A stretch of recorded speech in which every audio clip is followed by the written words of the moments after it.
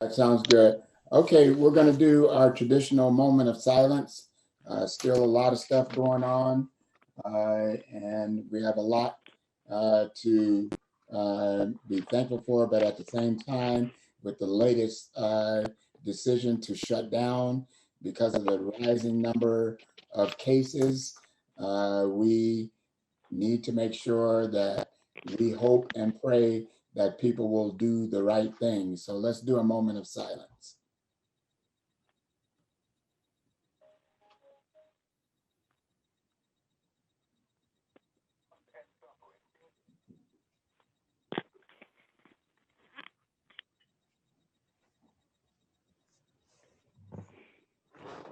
Okay, thank you, everyone. I call the meeting to order. Mike, you want to do roll call? Sure. Councilor Ocholi. Here. Councilor Platt. Here. Councilor Fender is driving. Councilor Paulson. Here. Councilor Boehner. Here. And Councilor Thompson. Here. All right. And Mayor Gibson. I'm here too. All right. There we go. All right. All right. Just so you guys know too, for the first time, I'm trying this. I put the agenda in the chat. So if you want, you can go to the chat and get the agenda. I don't see it, Ronnie. Should be the first one there to everyone. I see that there says there's a one in the chat. Let's see what it says. This meeting started at 5:36, but there's no link. Okay, here, let me try it again. But I have the agenda up, so we can. Oh yeah, the agenda is up, so that's good. Okay, so we have to approve the minutes from April 21st, 2020. I move the approval of the minutes from April 21st, 2020. Second. Who Hang on, seconded? Gretchen. Mike and Gretchen.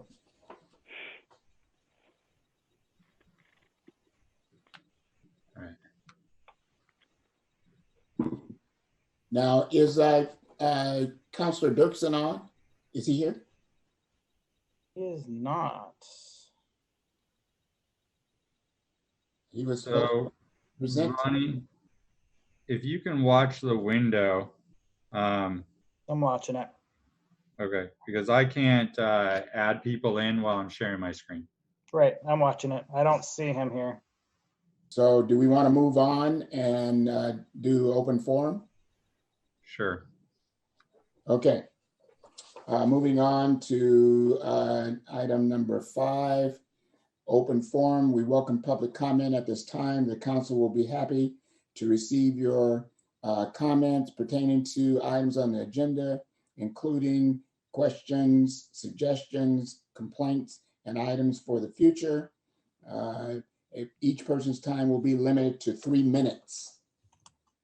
Do we have anyone? See anybody, Ryan? Oh, here's Craig. Oh, Craig is on. Okay. Yep. And apparently we don't have any. And currently, I do not have anybody here for public comment that I don't think of. If you are, please unmute yourself.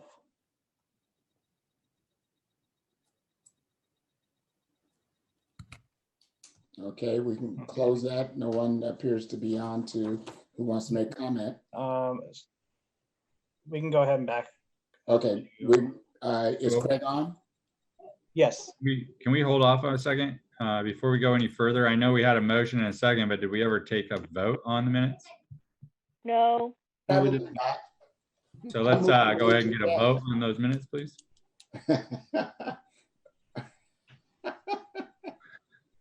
So I will try again.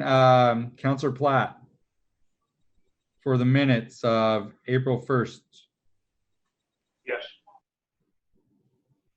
That's April 21st, Mike. Yeah, sorry. I was like, that doesn't seem right. Right. So we need to adjust that, Ronnie, in the agenda. It's a typo. Yes. Okay. Hang on one second. Ronnie, you gonna let Lori in? Got it. Or I just did. All right. Councilor Boehner. Yes. Counselor Paulson, Yes. Counselor Ocholi, Yes. Counselor Thompson, Yes. and Mayor Gibson. Yes. All right, unanimous. All right, thank you. Okay. All right. Is Counselor Dirksen on? I am here, Mr. Mayor, Hello, Craig. How are you? and I'm doing as well as can be expected under the circumstances. How are all of you doing? Oh, we're all hanging. I'm speaking for everyone. We're all hanging in there. Well, that's good. I'm glad to hear that. Only because they told me that. Okay. Thank you for Okay. joining us. Well, it's a pleasure to be here. And this will be my final update to your council or all my councils. As most of you may be aware, I did not run for re-election, and so my term of office is up at the end of December, and I am officially retired. Are you really going to retire, Craig? Well, as much as I'm allowed. Okay. Well, thank you for all of your years of service. Okay. Well, thank You did you. a lot of good things for the entire region, for King City, and your support has been much appreciated. So thank you. I want to let you know that. Well, thank you very much. That's very gracious. I appreciate it. So I do have a PowerPoint. Thank you for your service. Congratulations on your retirement. Thank you. Thank you. I do have a PowerPoint, and I could proceed with my update with your permission. Okay. Yeah, go ahead and try. If it doesn't work, let me know.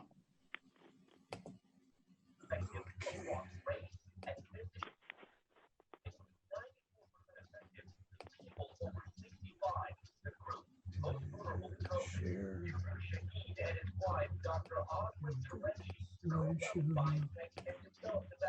How's that? Does everybody see that? Investing in a growing region? Looks good. We're good, but can everyone please mute their computers? Thanks. All right, thank you. Well, once again, Mr. Mayor and councilors, thank you for having me tonight. It's a pleasure to meet with you again, even if it is only remotely and virtually. 2020 has certainly been a year of unpredictability. We have faced so many obstacles, from a global pandemic to wildfires to political uncertainty and civil unrest. We've all been challenged in our role as public servants and as individuals. But for the most part, we've adapted and risen to the challenge to still do our jobs in the face of limits and restrictions. But I'm so grateful to everyone who has stepped up during these trying times, including every jurisdiction in Washington County. And I'm so proud of King City in particular for implementing safety protocols, providing necessary information to local businesses, and for going really above and beyond by beginning a letter writing campaign to keep seniors socially connected. It's been such a challenge with people being so isolated, and I think seniors may be more affected by that than many. And across the region, local businesses ran PPE and food drives for first responders. Communities opened up sanctuary to those who were displaced by wildfires and stood in solidarity with our BIPOC communities. Metro's mission stands strong, and we've continued to plan for the future of our still growing region, working with our city, county, and community partners to invest in ways to alleviate the strain on our housing, on transportation, and land use needs, while also seeking regional solutions to supportive housing services.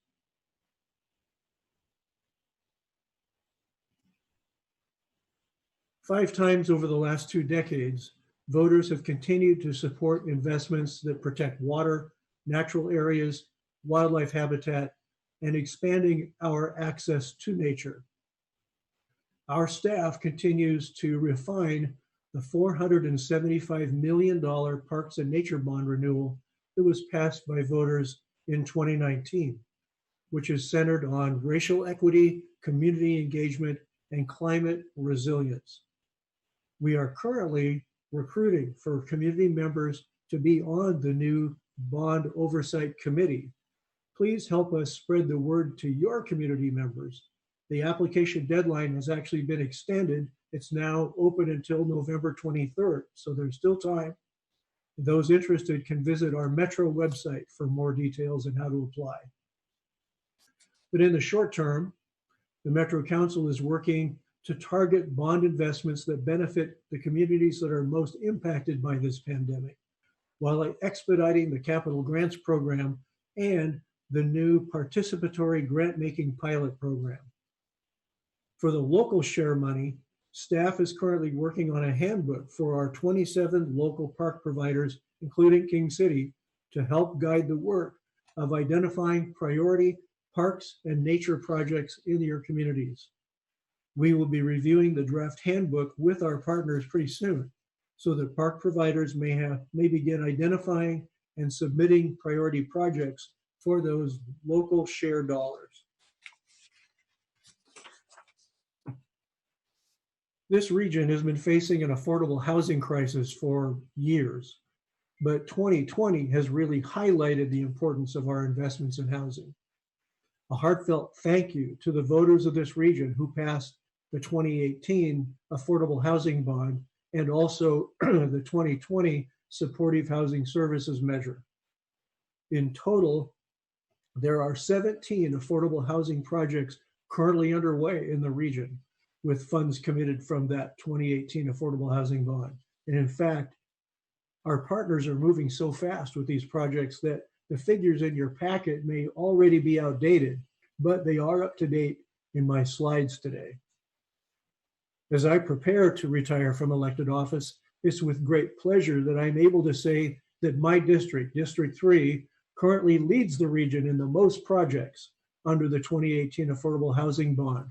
7 total projects in various stages of development. And a major thanks to the community partners and the government agencies that have made this possible. And we should also celebrate, for the sake of our economy, the living wage jobs that come with the construction of these affordable homes. Many of the projects in Washington County also exceed county goals for women and minority-owned business contracting. Together, these projects will create 1,897 new affordable homes, which is about half the total production goal for the entire program. We are actually ahead of the curve to achieve that goal. Some projects near King City include the Basalt Creek project in Tualatin, which is in partnership with Community Partners for Affordable Housing, which will provide 116 units of housing, and a project in the early stages, not even named yet, in South Cooper Mountain, which will provide 164 units for individuals and larger units for families. Work is also underway to implement the Supportive Housing Services Measure the regional voters approved in May of this year. And the Metro Council will be approving the Oversight Committee members for that committee in just this week, back tomorrow. Program implementation is on track and expected to begin in the summer of 2021, bringing critical resources to Washington County to address the urgent needs of those experiencing homelessness or are at risk for homelessness. Washington County staff is working to engage the community to develop their local implementation plan. Supportive housing services include 3 key elements: long-term rent assistance, wraparound services, and actual housing units. We will need 5,000 more units to support the people of the region. A few weeks ago, Metro led a workshop with agency and community partners to focus on strategies for generating those units. We look forward to continuing to work with partners on this goal and earning the support even of private landlords and affordable housing developers to help get us there.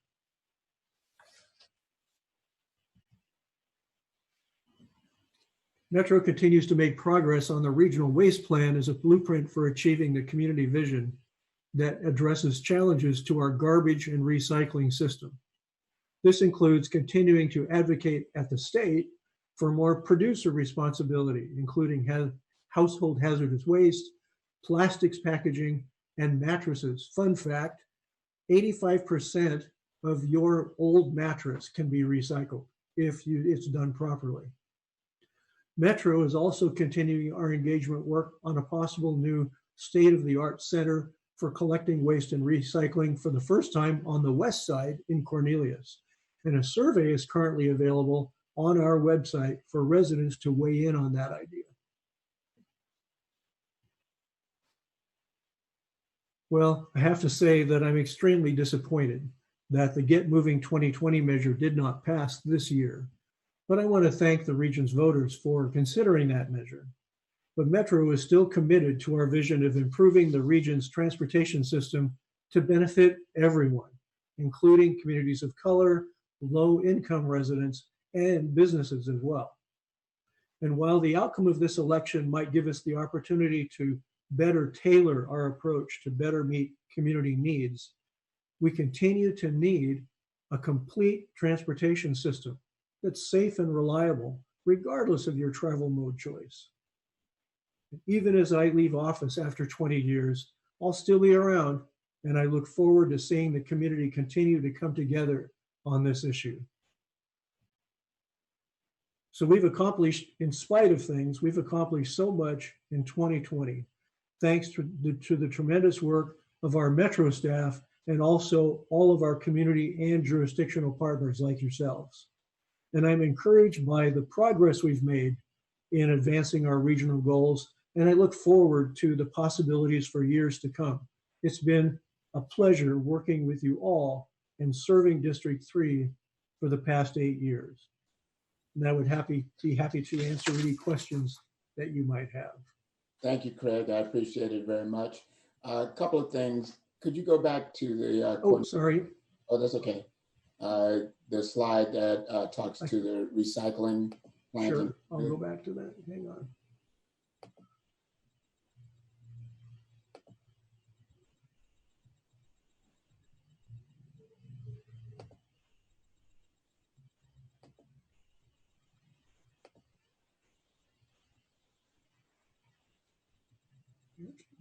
Slideshow. I don't know why it's not doing it. It's not going to slideshow. All right, I can do it from here, I think. Okay.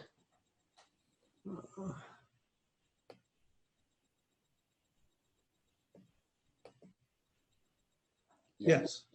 Yeah. So there's been some conversation circling regarding tip charges that could ultimately, if this becomes a reality, that there's a potential for a bump in tip charges that could ultimately impact our rates through Pride. We use Pride for our disposal. Can you talk a little bit about that and whether or not there's any validity to that potential? Well, we would still have to explore what the funding mechanism would be to build this new center. In addition to this one, we're actually looking at replacing this Metro South as well. It's outdated and too small, and frankly, it's dangerous for both the workers there and the people coming, bringing their self-haul loads and whatnot. But we haven't even begun to talk about what that funding would be to do that, and it's in the future. The increase to the tipping fee that you're talking about, that we're looking at doing here in the near future, has more to do, that's to provide operating funding for our existing transfer stations. Okay. Typically, we review the tipping fee every year in the spring and consider whether we need to make an adjustment, either up or down, depending on, because sometimes it even goes down. Our charter requires that the tipping fee amount be based on what the actual cost to provide the service is. So we have to review it and make changes as necessary. Well, because of the COVID this year, we didn't even look at it this spring. We just decided to leave it alone and see where things would go. But as the years worn on, it's become clear that the current tipping fee level is inadequate, we're operating in the hole, in the red. And so the increase that we're talking about making probably the first of the year or so is something that we just need to do to stay in business. And it would even include spending down a lot of the resources that we have, and also actually cutting back somewhat on services in order to keep our heads above water. Okay. So even with that increase that we're considering, and I'll share what that is, we're looking to increase the rate $9.29 a ton, which would take it from about $98 a ton to $107 a ton. Mm-hmm. $2.68 of that would be go to the regional system fee. That's what pays for things like recycling, separation, also hazardous waste disposal, where people can bring hazardous waste, also paint recycling, those kinds of things, paying for our illegal dump site cleanup crew, that kind of stuff. And then the other $6.64, that would actually go to operating revenues for the existing transfer stations. Mm-hmm. We estimate that the average household impact to customers, customers, and that is if it's passed through from your local haulers and your jurisdiction or whoever's jurisdiction to their customers, of looking at about 60 cents a month increase in order to, that would be for an average family with a 35-gallon bin. Okay. Yeah. So it's unrelated to the potential for the new facility and Correct. Yes. But certainly, I'm sure because that is necessary for Metro to do, that increase is necessary just because of the impact from the COVID scenario. I'm sure we'll be hearing something from Pride because if they're going to take on that, it's certainly going to be something that they'll be passing on to us in some kind of way. Mike, have you heard anything from Pride yet on this? Trying to unmute. Okay. Yeah, I've heard a few things. Kristen's talked about it a few times, and she sent me the link, and I kind of was sitting in on one of the meetings the other day. I think they had a meeting. What was it? Like either earlier this month or late last month, they had a meeting regarding what Metro's planning to do on this. We were kind of in listening to a larger portion of that. Kristen was there as well. We kind of know it's coming. We just didn't know what it's going to equate to. Yeah. Councilor Dirksen, did I hear you correct? It's going to be about $9 more? $9.29 a ton increase. Right now, the tipping fee is $98 a ton. It would go to about 107. Okay, so we're just gonna have to figure out, I mean, Kristen and the team at Pride are pretty good at breaking that down and correlating those costs, and we'll probably see that come in the next year or so. Okay. Yeah, I know that your local haulers, they base their rates on they're guaranteed a certain range of profit, and when they calculate all their different costs, and then they're allowed to come to a local government like yourselves to look at a rate change in order to maintain that profit margin. Sure. Right, that's what we have set up with them as well. All right. And okay, thank you. I appreciate that. Sure. The next question, and I know you probably don't have an answer, but maybe just your feel for this. Go back to the transportation package that failed. Yeah. What's your sense of the next approach to this? You know, I know that something is going to happen. I'm disappointed because we had some planning dollars built into that to start planning for improvements on Highway 99. Yeah. And of course, that won't be coming. So what's your thoughts, if any, on what the next move for Metro might be? Well, that's a good question. It's going to kind of depend on where things go with the pandemic, and also on what we hear from the community on their appetite for going back and addressing it sooner rather than later. I feel pretty confident that the reason it failed is because of voters' anxiety about the pandemic and not knowing where the economy is going. The challenge, of course, is that people are learning how to live with it. And even with the pandemic, while we initially saw a big drop in traffic, it's back to about 90% of what it was pre-COVID. So it's not like we don't need the capacity, that we don't need improvements to the transportation system. Mm-hmm. But I think it depends on how soon we see a vaccine, how soon we see people in general being able to go back to work, and then how soon people are willing to start talking about it again. I know that there was an extremely organized opposition effort to measure, and to be perfectly honest with you, misinformation was put out about the measure and some confusion about why certain things were done about the measure. If I could, I'd like to address a couple of those. Okay, yeah, I'd appreciate it. One of those was, and maybe one of the main ones, was that people are saying, well, Metro can change the rate anytime they want. Well, that's true, but not the way you think. The measure said that we could tax up to 0.75% of payroll to businesses over $5 million, do over $5 million. Well, it's true that we could make it lower than that. We could make it anywhere below that, but we could never make it higher than that. Okay. So while we could change it, we couldn't go beyond what the measure says, that 0.75%. The other criticism we heard was because supposedly at the last minute, no, it really wasn't, that we chose to exempt ourselves and other local governments from the tax. There were two reasons for that. First of all, we were informed that it is the policy of the state of Oregon that local governments don't have the authority to tax other local governments unless they have express written authority from the state legislature, which Metro does not have.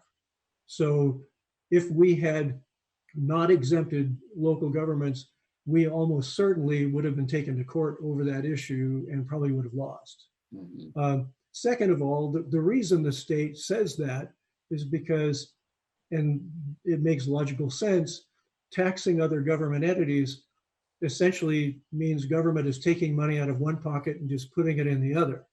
In the case of if Metro, if we were to tax ourselves, it would basically be the effect of us taking money out of our wallet and putting it on the table and then walking around to the other side of the table and picking it up and putting it back in our wallet. And I'm not sure what that would accomplish. Right.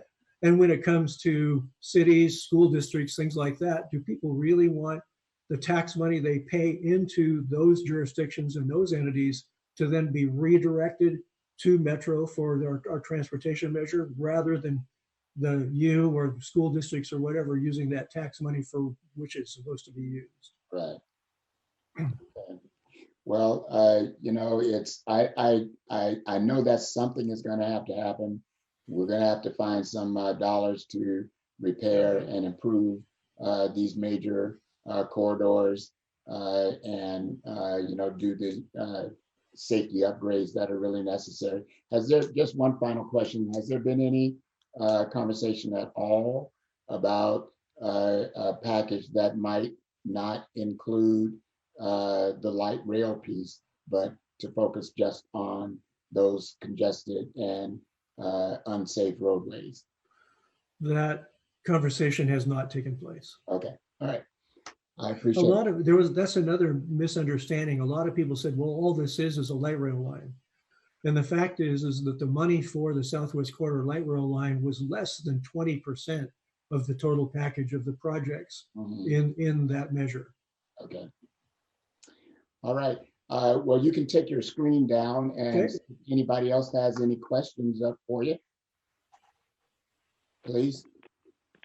Mr. Mayor? Yes. Gretchen. I have a question. Okay. Is it for me or for Craig? No, for Craig. Okay.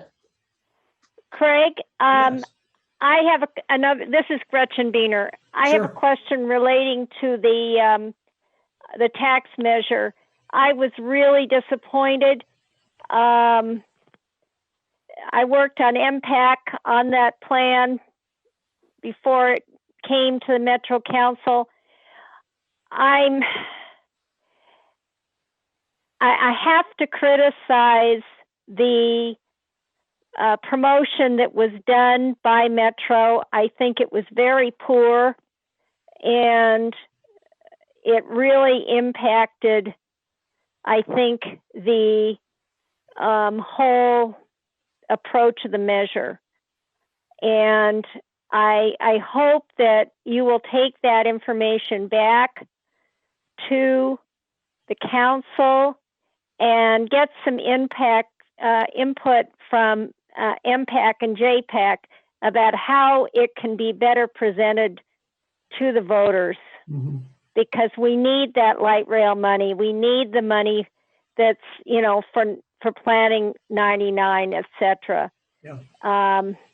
So I wanted to ask if you had any further comments, and then would you take that information back? Sure. Getting the word out is always a challenge. For one thing, as you well know, when you have a measure on the ballot, it's illegal for the agency that is putting the measure out to advocate for it, to promote it. You can provide information, but it can only be factual. And so promoting the measure was up to the campaign, which was a separate entity from Metro. Some of us were certainly, the elected officials were certainly involved in that, but it was up to the campaign manager and others what the campaign consisted of and whatnot.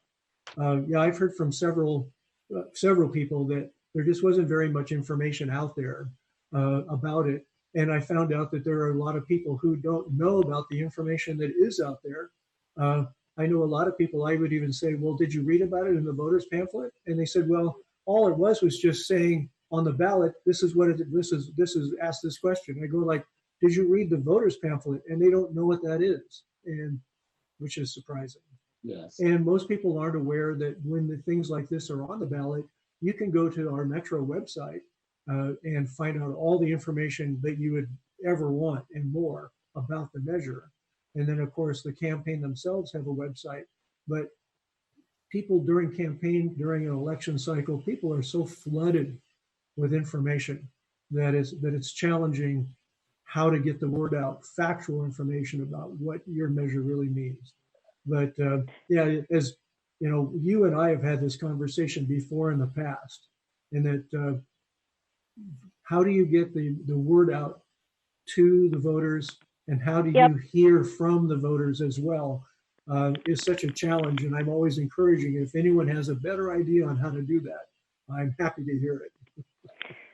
Well, whoever is doing it for the next go round, they really need to be reprimanded in terms of how they do their presentation, because it really was not good. Speaking as someone who was a very strong advocate for the program. Right. And also, Craig, I mean, having worked with you for many years, I want to say congratulations. You've done a great job over the last 20 years, and you're due your retirement. Thank you. I have to say I'm looking forward to it. Yeah. People say, do you have any plans? And it goes, yes, my plans are to have no plans. Right. Yeah. The way that sounds. Well, okay. Anybody else? Don't be shy. Okay. Well, Craig, if there aren't any other comments or questions, thank you so much. Thank you once again. Thank you for your service. And I wish you and the family the absolute best. Well, thank you very much. I appreciate that. And the same to you as well. I hope everyone stays safe and stays healthy. We will. Okay. Thanks, Craig. All right. Thank you. Okay. We'll move on then. And let's see. We'll move on. We don't have any unfinished business. So we'll move on to 7.1, Resolution R 2020-22. Supplemental budget increase, decrease pursuant of OR 294-338. So I know we just did this, but due to some circumstances, we had some labor shortages that the council may be aware of with the loss of Officer Burdette.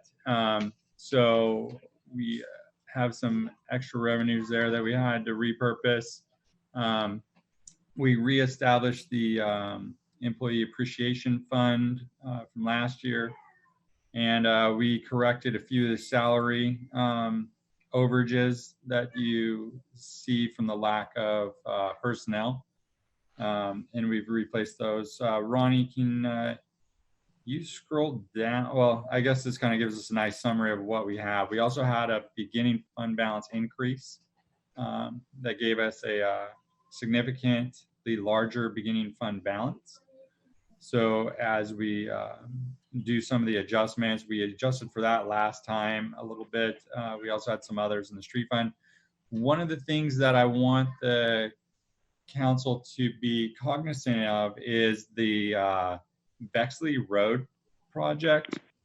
And if we're going to be moving forward on Bexley in the spring, we'll need to repurpose some of these street funds that you see down under the street fund section here that Ronnie has under his screen.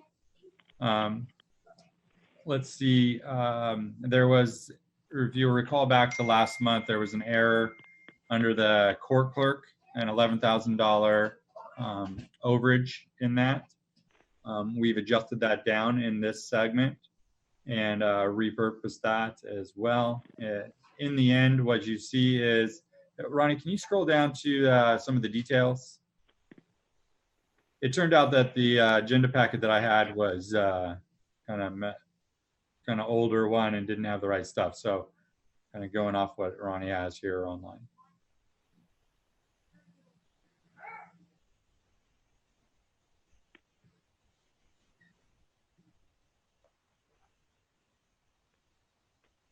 When you look at our, hang on a minute, Ronnie, go back up.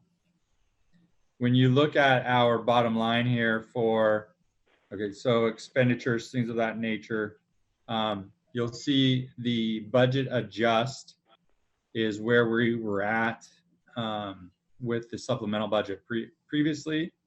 So you'll see the adopted budget, you'll see where we adjusted it with the budget and what it is current, what we're proposing now.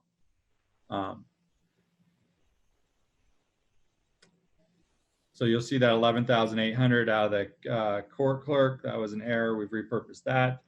The retirement piece, 4,000. We've repurposed that. You'll see those negatives there. Those are sections that were transferred or moved throughout to different funds within our budget to cover other things such as COVID, to cover employee recognition, and to cover some of the PPE stuff as well. So Ronnie, let's scroll on down.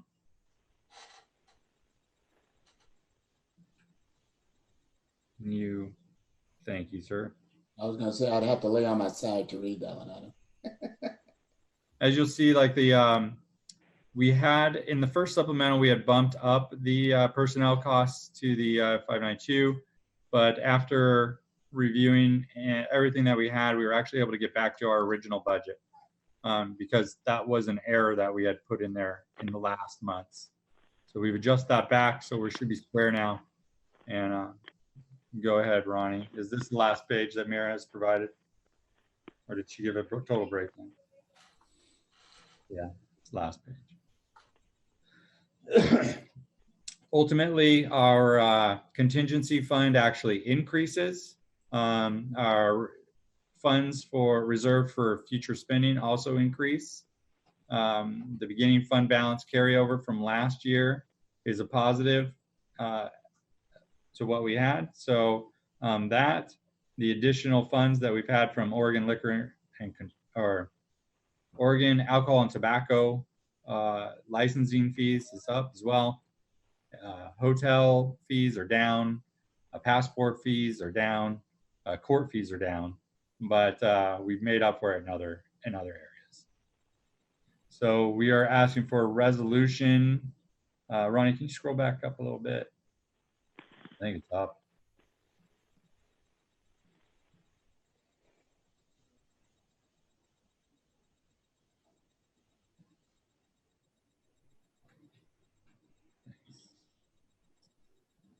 might want to scroll down just a little bit, but I don't need the words of the resolution. I just want to look at the numbers. Thank you. So as you see with the numbers here, revenues and expenditures, just a little bit more, Ronnie. I want to see what the bottom line is. Right here, when you see contingencies, where it says material services and contingencies, that's the increase that you see. So see that increase to 698,446. So pretty significant bump right there in our bottom line. So that's for the street fund. Wait, there should be one for general fund. Not seeing it. Here's. Sorry, I don't have control over this. It's not on that page, Ronnie. It would be right here under. Well, there's general fund revenue and general fund expenditures. Expenditures, right?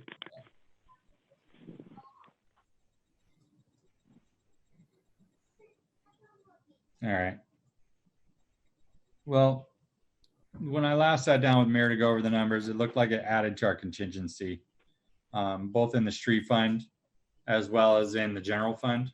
I don't see those represented here, so she may have leveled it out and put it into other funds as just a buffer for some of the other funds and fees to make it a level, a zero-sum game, essentially. Okay.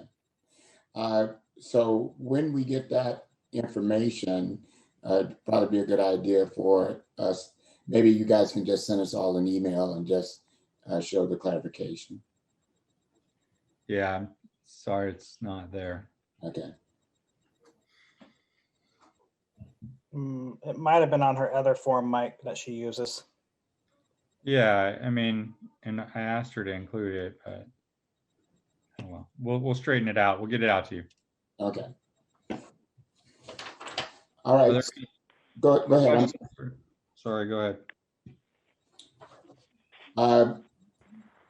Talk a little bit more about what the employee recognition and the dollar amount that we're going to be planning to distribute, just a total. So I think last year we did about 24,000 total. This year we're staying in line with that. This is a way for us to reward employees that have done a significantly or excelled at their job throughout the year, and give them a nice little segment for Christmas.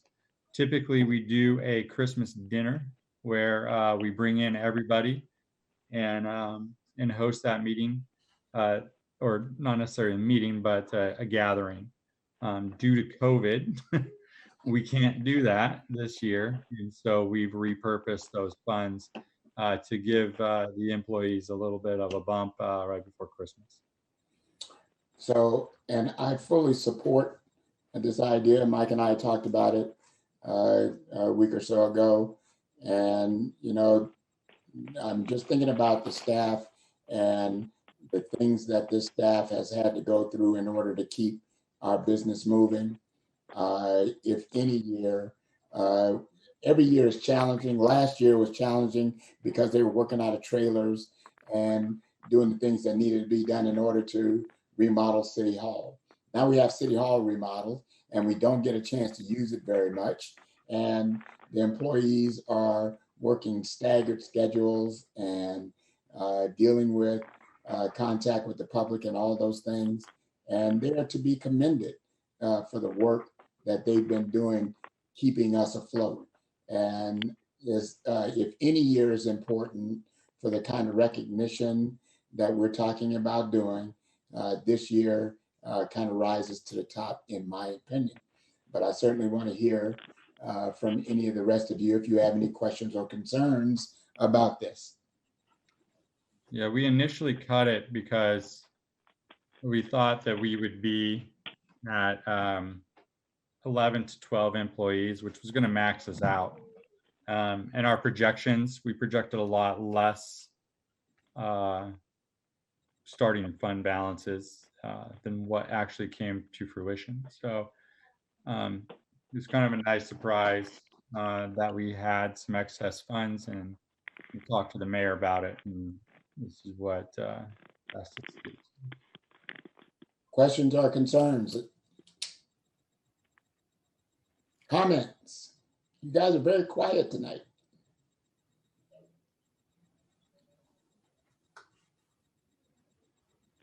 I'm fine. Okay. I think it's great to recognize the employees and reward them for their hard work, especially like Yeah. the mayor said, during this, challenging year that we're all going through. So I'm all about it. Okay. Sounds good. Anybody else? Same here. I think over the years we've seen how dedicated our staff has been. They've been really giving Yeah. 110% for what we have really challenged them on the agenda items that we always throw at them at the beginning of the year, and they always rise up to the challenge, and they always deliver. So I think this is a good way to recognize them and give them a pat on the back to say job well done. So, and again, I agree with Shauna. With all that's going on right now, we need to keep the spirits up and going. Thank you. Okay, thank you, Smart. Thank you, Shauna. And it is a great gesture from the council and the city to the employees. Just a general thank you for doing what they do. And it's amazing what this crew can accomplish. Yes, time and time again, without question. Okay. We have such a small staff and we get so much done. Yes, you're right, Gretchen. I appreciate it. Okay. So are there any questions regarding the supplemental? Mike, we probably do need more detail, but do we want to table it, or do we need to go ahead and vote and just have you with the caveat that you'll send more detail out to us? Yeah, so the details will just go into these line items. Right. And just break them down. For the most part, this is everything that's here. Everything that's changing is on here. Mm-hmm. So you can see those changes in all the different funds. So Amira's broke that out, but the one thing that I like to see pulled out is the contingencies and the funds reserved for future activities or future spending. That's kind of where I gauge my line on if we are holding the line or if we're going in a negative way. And I use that for a lot of my evaluating purposes on if the budget is considered balanced or if it's not. If I see a negative trend line there, I know to pull things back. If I see a positive trend line, that gives us a little bit of free cap space to take on additional projects such as the Bexley project and others like that. And as you see under the street fund right now, you see that contingency has gone up significantly. Right. So we have some extra funds in there. I'd like to put it toward Bexley because that's a promise that this council made to that community. Okay. So question to the council, do we need additional information or do we want to go ahead and do a motion and for approval? I was just going to ask, so that's a pretty big figure, Mike, the $415,000 increase in the contingencies. And why is it such a large amount? Because the Bexley project isn't going to use all of that. Can you speak to that? Yeah, I think it's a series of like taxes that we had the new DMV licensing fees, the new taxes that came in, as well as other elements such as small cities allotments. So we typically have expenditures, tax revenues that come in on an annual basis, but because we had the small city allotments, we haven't been spending that money. So that left a higher fund balance than what we were anticipating. We were able to put it back into our reserve and contingency. That's great. Mike, when we're done with this item, I have a question regarding police. Okay, fair enough. Okay, so everybody comfortable? I'm comfortable if we want to go ahead and have a motion and a vote for approval. I move approval of the budget adjustment, and I don't know what the number is. I don't have it in front of me. Oh, Resolution 2020-22, a resolution allowing a supplement budget increase and decrease pursuant to ORS. I don't have it in front of me right now. yeah. Okay, yeah, it's 2020. ORS All right. 294.338. Why don't we let somebody do the motion who has that information and you can see it? Who has it? I move to approve resolution R 2020-22, a resolution allowing a supplemental budget increase and decrease pursuant to ORS 294.338. Second. Okay. All right, we just need a vote. Thank you, Micah. How do you want to do it? You want to do roll call or you want to show it? I'll do a roll call vote really quick. Counselor Boehner, Yes. Counselor Paulson, Yes. Counselor Platt, Yes. Counselor Ocholi, Yes. Counselor Thompson, Yes. Mayor Gibson. Yes. All right. Okay, Unanimous. so approved. Thank you. Thank you all very much. Means a lot Okay. to the staff. All right, you guys have earned it. You deserve it. Okay, let's move on to 7.2, Resolution R 2020-23, resolution authorizing bond funding.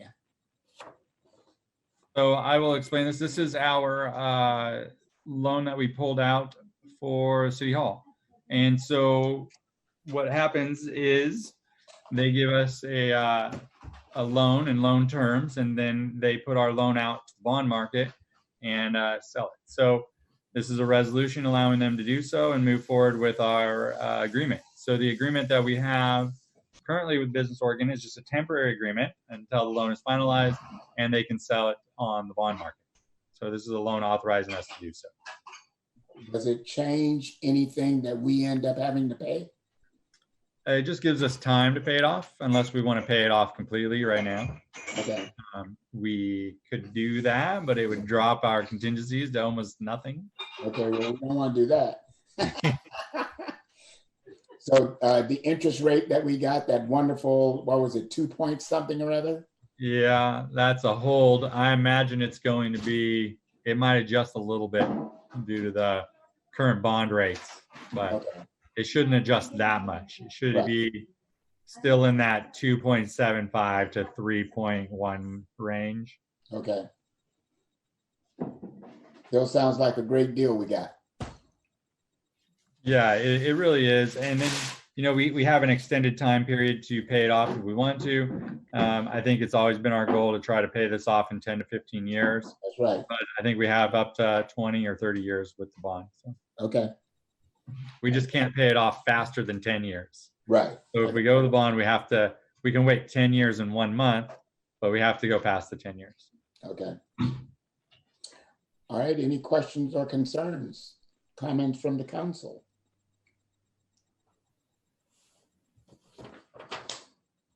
Okay, if we have none, we need a motion. I move approval of resolution R 2020-23, a resolution authorizing bond funding. Second. Okay, we need a vote. All right, I'll call it out. Counselor Thompson, Yes. Counselor Paulson, Yes. Counselor Ocholi, Yes. Counselor Boehner, Yes. Counselor Platt, Yes. and Mayor Gibson. Yes. All right, Okay, thank you. so approved. Okay, thank you guys. And 7.3, we just wanted to make sure everybody was aware that the League of Oregon Cities, once again, is offering elected essentials workshops. And I think I forwarded an email to everyone that contained this very same information that you guys, the ones who were in an election period. I think you all got it. Is that a true statement? Shauna, Kate, Smart? Okay. All right. So we do believe it's worthwhile. Someone said that, and I can't remember who talked about it, but there's also a similar program that's offered by Portland State.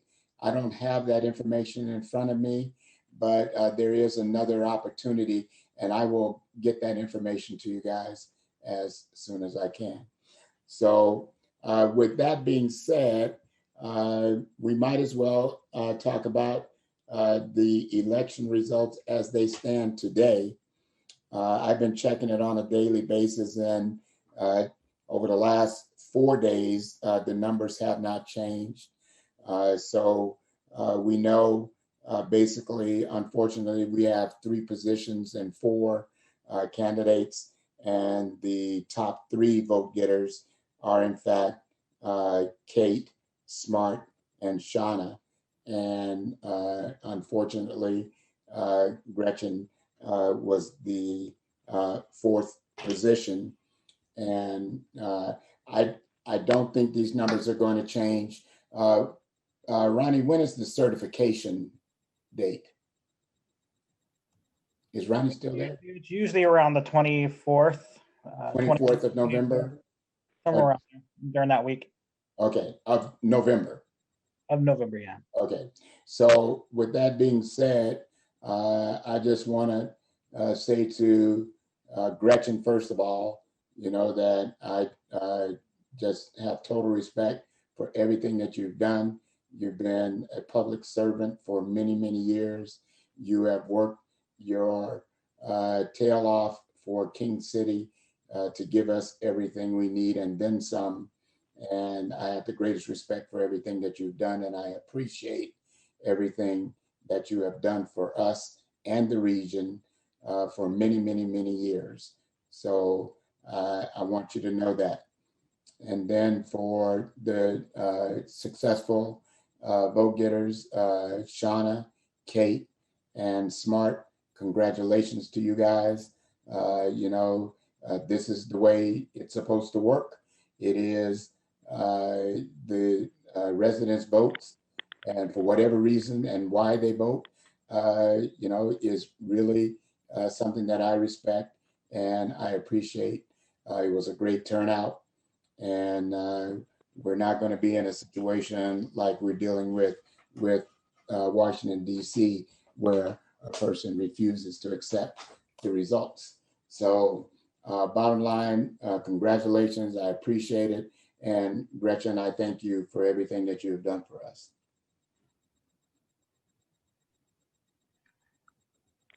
I just want to say thank you, Mayor Gibson, and I have been honored, my family and I, for the opportunity to continue serving King City, amazing city that we've lived in for almost 13 years now.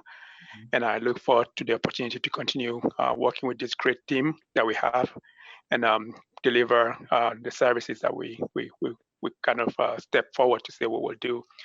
And I look forward to working with the other council members that have been elected. And I want to say thank you, Gretchen. It's been a great journey working with you. You've been a great team member, and you've done a lot of amazing things for this city. So thank you very much for your service. Really appreciate it. You're welcome. Anyone else? I also want to echo that. Thank you, Gretchen, for all that you've done and for how much you've meant to this council and to this this city. Really appreciate all that you did to bring me on board, sitting when we were able to sit in council chambers together, sitting next to you, and welcome officially Shauna and Kate and Smart. Look forward to continue working with you. Anyone else? Thank you. Okay, thank you, guys. Okay, so we can go right into the report outs. Ernie, are you still on? I'm still here. Can you hear me okay? Yeah, you guys take down the share screen there. Okay, thank you. All right, so we'll start with, well, there's so many things going on. Michael, have to tell me if I forget stuff, but sergeant's position, it's kind of been a little slow. There's a person for the position is doing the medical and psychological exams. That'll be completed next week. And so we anticipate a start date around December 9th and 10th if they pass those tests, and then we'll be able to reveal to all who it is. So that's number one. Number two, we've got just a lot of changes with this newest governor's order. Just sent out a temporary order on how we're going to proceed with calls for service when it comes to complaints. Just real quickly, we're just following the general guidelines that have been offered by the Sheriff's Association and the Chiefs Police Association, that basically we're going to do just what we've been doing, education and education and education. And if there's anything that happens at commercial facilities, restaurants, or any of the places that serve liquor, or even like our local marijuana shop and stuff like that, those are going to be referred to OSHA and OLCC. Won't be anything that we're going to get involved with unless there is someone who is I don't see it happening in a 2-week little slowdown, but unless somebody is a daily violator, then we would probably step into that. As far as private residences, that's an area that I'm going to strongly suggest we don't go towards. And that, we start to look into some violations of some people's rights, and that's not something that we want to do. Well, again, just going to be a continuous, education deal, and then that's going to be it. Mm-hmm. And obviously, I'm open to suggestions on that sort of thing, but it's something that I would just warn everybody against getting involved when it comes to people's personal residence. It's a can that we don't want to step on and go from there. I would also, a couple of go ahead. That subject, I would strongly suggest that we don't follow the lead of the Clackamas County Commissioner. Okay. Yeah, you're right. It's unbelievable that somebody's probably going to go check out her Thanksgiving. Well, they may, but for an elected official who hasn't even really been sworn in yet, to take that kind of position is beyond me. So, but that person has revealed what she is about. But for us, I don't know how anybody could think that way. So bottom line is that we will encourage people to do what we must do in order to reduce this curve. Go ahead, Ernie, I'm sorry. No, and then just, we're Mike and I were talking about this earlier before the meeting. We've kind of had to make some changes around City Hall as well. It's a good time that, things are kind of shut down, but even for us that are there during the shutdown, and, whether I'm working at home or whether I'm in the office, or, the people that have to be there, we're now going to be masked up basically all the time, unless you're there by yourself. Right. And so it's just something that we have to do now with the changes that are occurring. And then we've got, an insurance company that for CIS that was piping up and rendered their own little decision on what they think should be done. And so it's just, everybody's kind of throwing their iron in the fire. And so we're having to make these adjustments on the fly with all these different policies and cleaning and just some stuff that we've had to put into place. And just for anybody that's involved in any of the, if you talk to HOAs and stuff like that, we're trying to push this message out. There have been a lot of stolen cars lately, not in King City, but in our surrounding area. Like I worked the road last Saturday, and there were 6 stolen cars in the South Cities area. A couple of those are from people leaving their cars warming up, which is never good. Right. And so they just leave their cars, walk away from it, and all of a sudden it drives off. And so, but yeah, there were 6 stolen, and I think like 5 recoveries. But So it's just something that I would stress to everybody that, hey, we need to keep our cars locked and not leave them running unless we're in them. And I think that's about it. Mike, you think anything I missed there? Mike, you're muted. Unless we Yeah, just lost. sorry. Might have lost. So yeah, just echoing what Ernie was talking about there. I think dealing with the constant updates to all the COVID guidance and stuff since day one has just been a daunting task. So it's like every week we have new COVID guidelines or regulations that we have to then keep up with. We were pretty successful in the CARES Act stuff, in actually utilizing the portion that we were able to acquire, including the iPads. So we put iPads in there. They're shipping and supposed to be here, in quotes, shipping. They're supposed to, I know, they're supposed to be here Tuesday. Tuesday of what year? Yeah, but even if they are here Tuesday, we still have to install the security protocols and software. So I'm asking you just to be a little patient with us. I know it's been dang near a year now. Mm-hmm. Probably a year to the day. But there was a bit of a pandemic there in the middle. But we were actually trying to get the iPad Pros, which were a little bit larger, and I think that was the hitch in our giddy up. So we basically adjusted the order and said, fine, just get us some dang iPads. And then we were able to turn it around a lot quicker. So I'm hoping that will come through now. We also are looking at some VPNs, although the technical side of that has yet to be worked out 100% yet. I still have to coordinate with Ernie and Jeremy on how exactly and if that can work. We had a transportation system plan meeting this morning where our consultants kind of gave an update on where we are in the process.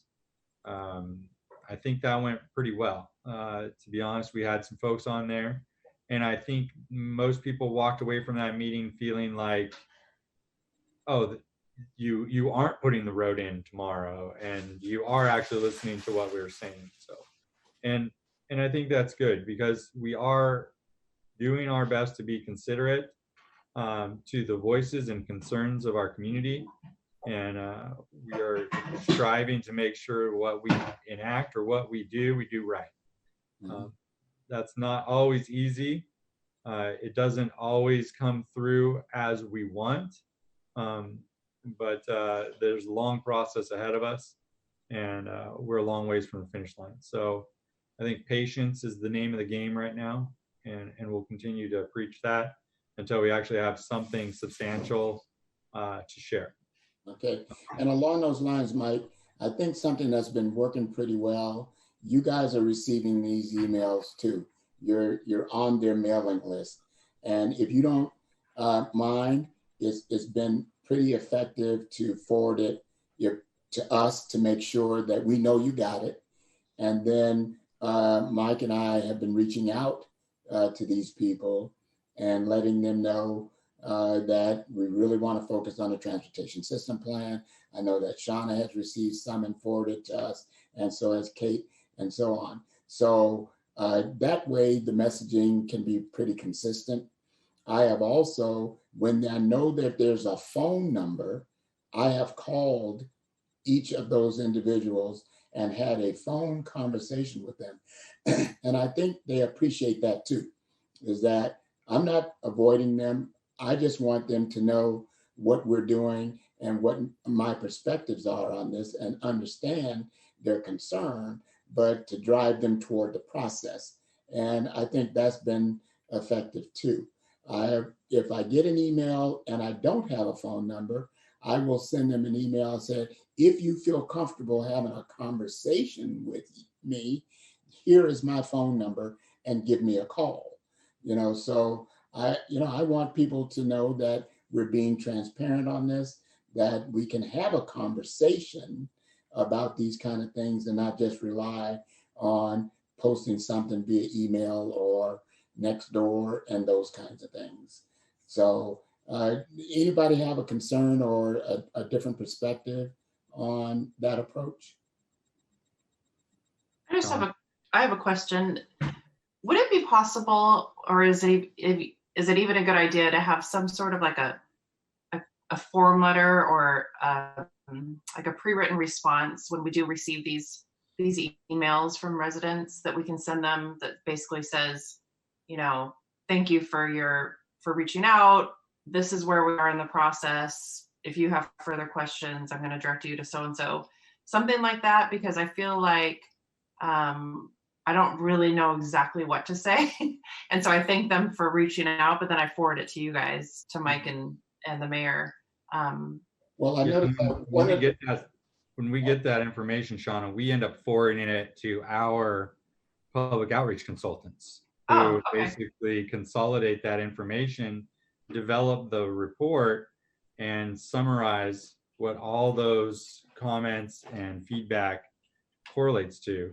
And I mean, I have the privilege of seeing and reviewing and being exposed to all these background documents along the way. So, I mean, I do have a little bit more knowledge on the inner workings, but, you know, I'm even trying to avoid going into detail on this stuff. And I'm like you, though. I get the same emails, you know, because they're hitting all of us. Right. And I feel a responsibility to, you know, at least set the facts correctly, or, you know, explain that that's not necessarily what's going on, so that people aren't out spreading misinformation. And, you know, I feel that responsibility on my shoulders, and hopefully we've done a pretty good job of answering those emails to that extent.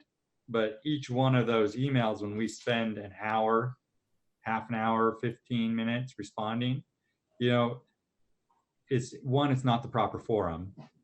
But you're right. It does. It triggers you internally because you don't want to just leave them hanging out there. And we can't. And it's not our personality to just totally ignore our constituents and our residents. And so I agree with you. It is really important to give them a voice back. That voice can be, in my opinion, as simple as: we received your input, we're taking it into consideration, and we forwarded it to our, you know, outreach consultants to be included with the project. Yeah, and even at that, I know, Shauna, that maybe you responded like I forwarded this to our city manager, Mike Weston, and Mayor Ken Gibson. And then, Mike, you're reaching out to them, you're responding to the email. And even if that email you send is just guiding them toward the transportation system plan, that is consistent in itself, you know, and they are getting responses. The danger would be, and I don't see this ever happening, is that one of you respond to them saying, look, I have forwarded this information to our city manager and mayor, and then they get no response. Then that's leaving you hanging out there. And we will never do that. You know, we are going to respond, even if Mike is just responding to clarify a couple of things, or just say, this is the way the transportation system plan is working, but they deserve a response and that clarification. And then that gives us some consistency, because the real answer is going to come from Mike primarily, and a phone call from me in support of what's being said, okay? And I think they kind of appreciate that kind of contact. And to Shauna's point, yeah, I think we can bust out some canned language that we can shoot back, and we can definitely send out to the council. You know, I made an attempt on that with the email response that Ken had asked for, that kind of says, look, we're really early in the process. We encourage you guys to go to the website. That's where that public interface is, and that's the way to get your voice on the record. Yeah. In response to Kate, in response to your question, yes. We have heard some information about the CARES Act funding that's going out to the businesses in King City and throughout the county. The county in this third round did a consolidated approach. So they opened it up countywide. So all the individual cities that hadn't expended their money, put it in the pot. That pot goes back out. My understanding is that we reached out to the people that were in King City that applied previously and said, hey, there's round 3 coming up. Make sure you get your application in. And I know that there's only really been one business that's been in communication with us, and that's the owner of the King City Cleaners. And I know that that person did in fact get the funding the first time, and then received a letter asking them to apply for the second round. So it is working, and people are taking advantage of it. And there was like 8 or 9 others in King City as well. Exactly. And so I'll just wrap up. The last few things I have is master planning is taking off. We started forming our TAC and making a list of stakeholders for interviews and things of that nature. Originally when we started this, we had originally scoped this for a technical advisory committee and a stakeholder advisory committee.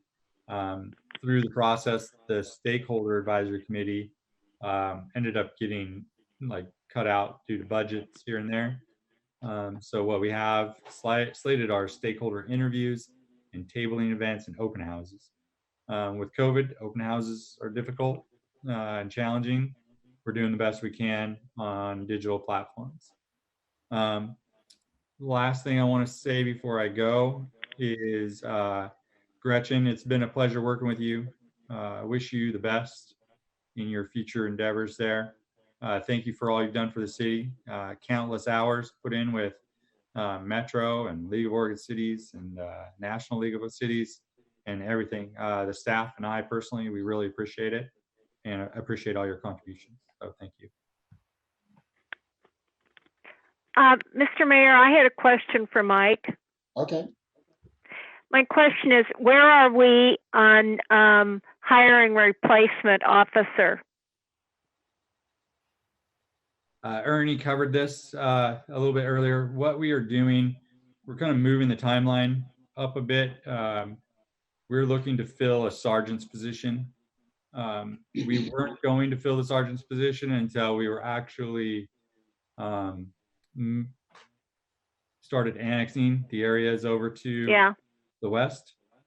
But given the circumstances, the timing, we had an opportunity to move this up in the timeline, and we think it's a good opportunity. So we threw out the announcement, released it. We got a couple good candidates in, and we've selected the one that we felt was the most qualified for the position and would best suit our needs. And that individual is going through a series of screenings. Okay. We don't know the outcome yet, but hopefully, if everything goes well, we'll be able to make an announcement in the next month or so. Okay. All right. I just was unclear as to whether the sergeant's position was basically replacing the officer position. That's fine. Well, okay. We have 2 situations, yes, the sergeant position that we announced will be a working position, so they will fill one of the time slots. Okay. We'll see, but eventually we'll try to bring on additional officers. And, when we started looking about where our population is projected to be in 5, 10, 15 years, we're looking at probably 2 squads and 2 sergeants. Yeah. So it's a big jump from where we are today. Yeah. Okay. Thank you, Mike. My pleasure. Okay, Gretchen, since you're already on, do you have anything to report out? Well, I've been Zooming the NLC meeting. I assume you have as well. Mm-hmm. And I attended virtually a very interesting seminar this afternoon on, or actually it was late morning here, on strategies for outreach and getting people involved. So I have some ideas that I will pass on to you and Mike.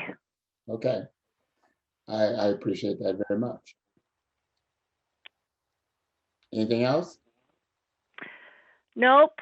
I've been down, as I don't know how many, most of you know, I think I had hand surgery last Friday, which ended up being a lot more complex than they'd originally thought it was going to be. And so I'm home, unfortunately, still on some drugs, trying to get over the worst of the recovery.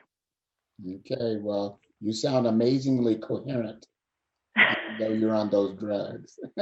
Well, I'm down to a minimal amount, but I can't quite get off them yet. I'm in a lot of pain. Okay, well, take good care of yourself. Okay. Okay, let's go. Smart, you have anything? Nothing to report. Gretchen, I hope you feel better soon, okay? Thank you. So I was registered to attend the LOC City Leaders Call, but I had technical issues. The discussion was on shelter and housing, but I wasn't able to get on that. Oh, okay. Yeah, Well, and then I did. Ronnie, thank you for sending the meeting today. There's Planning Commission. I think it was a great presentation and by Carl Springer. And I think the interest, like Mike was saying earlier, it's good for us to let the input come from the community, come from the people. And and I did get a number of emails myself, and I forwarded them to Mike and Ronnie. And I agree with the mayor. Let's have a consistent voice. That way we are speaking the same language to everyone, and we're all on the same page. That way people get the same information, and we direct them to the right place to get the information that's really helpful. And we continue to let them know that we're open to ideas, open to input from the community, and encourage them to come to these meetings and other forums where they have the opportunity to voice their opinion as well. That's all I have today. Okay, Thank you. Thank you, Smart. Appreciate it. Shauna? I don't have much to report. I'm still working on the resiliency project. I spoke about it at the last meeting. It's just to give you a little update. They're kind of figuring out how much money is going to be allocated to each of the 5 cities. So they're kind of in that process right now of allocating the money, and still kind of working on what the projects are going to be. It sounds like it's going to be a mural. And so, Mike, we need to, I guess, talk about that a little bit more and figure out, where's this mural going to go? So anyway, it should be a neat, fun community art project. Sorry, Mayor? I said we don't have much wall space. Yeah, that's the thing. Yeah. Anyway, so that's kind of what I've been working on a little bit. So I should have more information, I think a lot more information at the next meeting. Okay, that sounds good. Sounds like a great project. Yeah. Okay, thank you, Shauna. I was like, totally forgot about it, but yeah, thank you. Okay. All right, Micah. Unfortunately, the PAB meeting was canceled this month and last month, and Small Cities is not meeting right now, so I do not have anything new to report. Okay, thank you. David. I don't have anything new to report. I just would make a comment about the LC Elected Essentials Workshop. I guess it's a couple years ago now. I went to that session and it was very useful. I found it to be very good. I would recommend it highly. Okay, all right, sounds good. Thank you, David. That's it? That's it. Okay. All right. I didn't miss anybody. Kate, I see you're on, but you're not official yet. So, I had yesterday. I attended. Was it yesterday? Yeah. Tualatin Valley School District, hosted by Dr. Sue, and the whole meeting was about the school district's situation and whether or not they're going to be able to win if ever are they going to get back to in-class learning. And they talked in depth about the concerns that they have with children who are struggling to do virtual learning. Some of the kids are really struggling to get their work turned in. And so there's a real desire to get kids back to the classroom. The conclusion is that the only way that's going to happen is that for people to get this curve heading in the right direction, and we need parents and citizens from all over this district to really follow the guidelines that are laid down by Governor Brown, and that we have made a commitment to possibly do a joint effort, public announcement of some sort with the mayor from, would involve me, the mayor from Durham, Gary Sherrato, the mayor from Tualatin, Frank Bubanek, the mayor from Tigard, Jason Snyder, to come together with the school district to do a public announcement and asking people to wear face coverings and follow these guidelines. These kids need to be back in the classroom. There's no doubt about it. But the only way that's going to happen is for us to come together as a community, all the cities involved, in order to get this under control. So I don't know when we're going to be able to get together to do this, but Dr. Sue and some representatives of the Tigard Tualatin School Board are in fact working on how to make that happen. And I think it will be of great benefit to stand in solidarity with the elected officials and also with the school board is, I think, very, very important. So I'll keep you guys posted on that and see what we come up with on that. And I thought it was interesting. I'm back to the elections. Mike, were you aware that North Plains passed a gas tax? North Plains had a gas tax approved, 3 cents a gallon.